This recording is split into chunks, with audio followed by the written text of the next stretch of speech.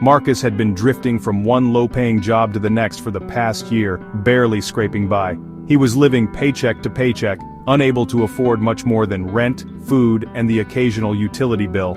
After the accident that left him with a permanent limp and a shattered sense of self-worth, his life had spiraled further. He was drowning in debt, constantly afraid that one day he'd come home to a locked door and no place to stay. That's when he saw the ad. It was buried deep in the job listings, a single line that caught his eye. Night shift manager needed at Sable Ridge Lodge. No experience necessary.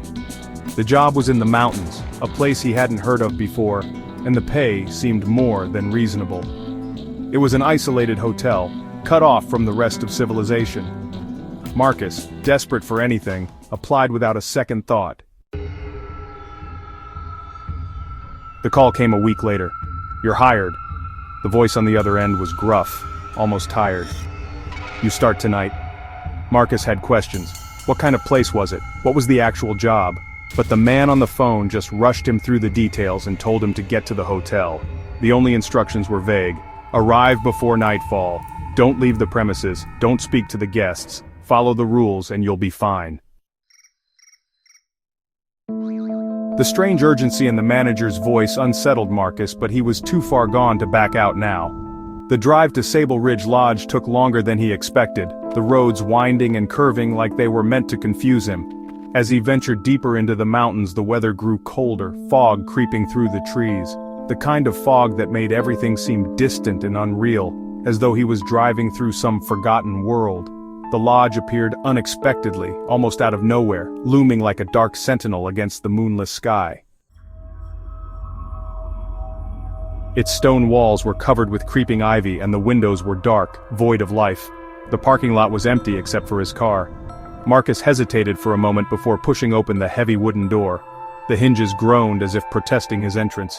Inside, the air was thick with the smell of old wood and cedar. A large chandelier hung from the ceiling, its crystals catching the faintest glimmers of light from the lamps below. The lobby was grand, with plush velvet chairs lining the walls and a large stone fireplace that had long since burned out, yet it felt empty, inhospitable, as though it hadn't seen guests in years. Before Marcus could take in more, a man appeared from the shadows. He was tall, dressed in an old-fashioned black suit with a bow tie, his features sharp and unnervingly still. He moved toward Marcus with an air of both authority and urgency. "You must be Marcus," the man said. "I'm Mr. Reynard, follow me." Mr. Reynard led Marcus to the back office, his footsteps echoing in the silence of the hotel. The walls were adorned with strange portraits, faces that seemed too lifelike, almost as if they were watching him. Some were painted, others were photographs, but all of them seemed to have something in common: their eyes, those eyes. The office itself was sparse, just a desk cluttered with papers, an antique clock ticking steadily in the corner, and a heavy old leather-bound book that looked far too ancient to be a part of any modern establishment. "Sit," Mr. Reynard said, and Marcus obeyed, feeling a strange sense of dread creeping up his spine. The manager locked the door behind them, casting the room in darkness save for the flickering desk lamp. He sat down opposite Marcus, his gaze unwavering. "There are rules," Mr. Reynard began, his voice calm but serious. "You must follow them. Failure to do so will result in consequences, understand?" Marcus nodded, though the pit in his stomach grew deeper. "Rule 1. You will not leave the grounds. Do not go beyond the boundary marked by the lamps, even if you feel you must. The forest is off limits. If you go into the forest, you will never return." Marcus felt the hairs on his neck rise. "Why?" he asked, his voice barely a whisper. "You'll find out soon enough," Reynard replied cryptically. "Trust me, you do not want to know what lies in those woods.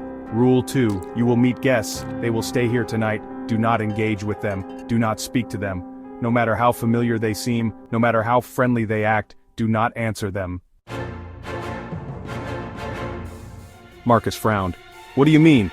"Guests," Reynard continued, "are not what they seem. They are guests in body only. I'm not asking you to trust them, Marcus, just ignore them." Marcus swallowed hard, his confusion growing. "But who are they?" Reynard's lips twitched into a strange smile, but his eyes never softened. "That's not your concern. Your only task is to ensure they stay in their rooms. Rule 3. After midnight you will hear a knock at your door. It will not be a person you know. It will not be someone you recognize. Do not open the door, do not engage with whoever or whatever is on the other side. Marcus felt a cold chill crawl down his spine. Marcus, why not? Mr. Reynard, because it won't be human, and if you open that door it will be the last thing you ever do. The clock on the wall ticked away, each second dragging Marcus deeper into a sense of dread. Mr. Reynard left shortly after his warning, leaving Marcus alone to contemplate what he'd just been told. But no matter how he tried to rationalize it, the tension in the air seemed to weigh him down. There was something about this place that felt wrong, deeply wrong. Marcus spent the first few hours pacing the halls, ensuring the hotel was in order. The guests, as Reynard had said, were few and far between. Only 3 rooms were occupied, and their doors remained firmly shut. Each guest had arrived earlier that evening, and Marcus made it a point to follow Reynard's orders. He didn't speak to them. He didn't even make eye contact. But as the clock struck midnight, the silence of the hotel began to change. There came a knock, a soft, tentative knock at the door. Marcus froze, the timeliness of the knock eerily unnerving. The book Reynard had given him flashed in his mind because he knew he couldn't mess up a rule already. He ignored it. The knock came again, louder this time. A voice echoed from the hallway, soft but unmistakable. Derek. Marcus, it's me, Derek, I'm locked out. A chill ran down his spine. The voice was unmistakable. It was his old friend Derek, someone he hadn't seen in years. But Derek was supposed to be living in another state. Why was he here? The voice spoke again, this time more pleading. Derek, please, Marcus, let me in. He stepped closer to the door, his hand hovering over the doorknob, but something in the back of his mind screamed at him to stop. He remembered Reynard's warning, do not open the door. Marcus's hand shook as he took a step back, his heart racing in his chest. The voice outside twisted and changed, becoming distorted, inhuman. It was no longer Derek. The creature slammed against the wall with a loud bang, the air around it thick with something foul. A cold wind howled from the other side and Marcus backed into the room, gasping for breath. The night dragged on, but Marcus knew better than to leave his room. The silence that followed the failed encounter with the creature outside was deafening, but soon, the hotel seemed to come alive. He could hear whispers in the hall, soft footsteps. The guests were moving, prowling, hunting. Then, one by one, the guests knocked at their doors. The noises were unsettling at first, soft, almost polite, but quickly grew more desperate. The walls groaned as if they were alive, and the lights in the hotel flickered with every knock. Marcus stayed locked in his room, watching as the shadows stretched across the walls. One of the guests, a woman, came close to his door. Her footsteps echoed outside. He could hear her muttering to herself, her voice sweet and familiar, too familiar. She knocked, softly, politely. "Marcus," she called, "please, I need to talk to you." The whispering grew louder, as if 100 voices were now beckoning him from the other side. He gripped the book in his hands tightly, staring at the page he had turned to earlier. Do not trust them. Just then, another knock, then another. The night was no longer silent. The hotel had become a den of beasts waiting for their next meal. Marcus's voice echoed in his mind. What is going on? He remembered the leather book and opened it hastily, flipping through the fragile pages to grasp onto something that would put his mind at ease. Nothing, nothing, nothing, until he found a passage that made his blood run cold. Skinwalkers are not bound by the physical world. They can shapeshift, mimic, and steal the identities of the living. They are ancient creatures, hungry for human skin. A second passage jumped out at him as it looked recently written. However, the font didn't match the rest of the book, and it was frantically etched into the already decaying pages. This hotel is their sanctuary. Their eyes never lie. Never trust them. As dawn neared, Marcus's mind began to fray. The guests, the knocks, the voices, it was all too much. He couldn't remember how long he had been there or how many hours had passed. All he knew was that he had to escape. He had to find a way out before it was too late. The shape-shifting creatures stalked the halls, their eyes glinting in the dark.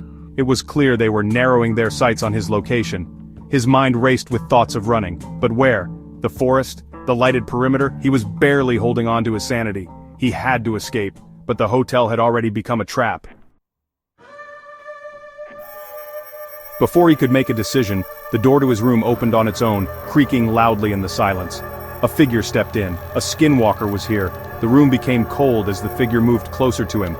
It was tall and distorted, its face shifting between human and something more monstrous. A deep growl echoed from its throat. "Marcus," it hissed. "We've been waiting." Marcus felt his heart skip a beat, but something inside him snapped. The rules were clear. Survive until morning. He fumbled around his desk for anything helpful. A weapon, a distraction, anything. The creature inched closer. Marcus screamed, "Get back! What do you want?" No response, only an ever-increasing smile that stretched too wide.